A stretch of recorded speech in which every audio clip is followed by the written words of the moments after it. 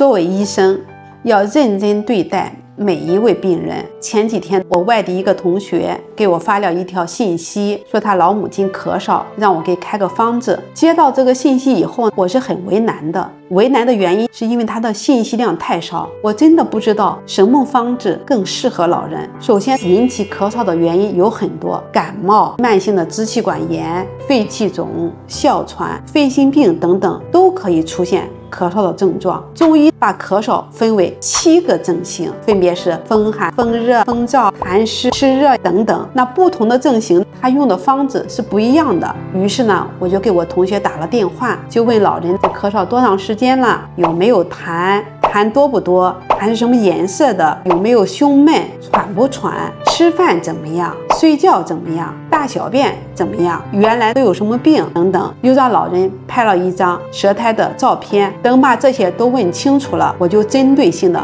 开了方子。后来我同学反馈说，他妈妈吃了药以后效果非常好，我又给调整了一下方子，继续服用7副。大家可能觉得我有点啰嗦，但是我觉得这是一种严谨的治学态度，我们应该认认真真的对待每一个病人。这个大楼盖不好可以重建，大桥修不好可以重来，但是人是不可以的，生命只有一次，所以我们要认真对待每一个病人，确保每一次诊疗都精准无误。谢谢大家。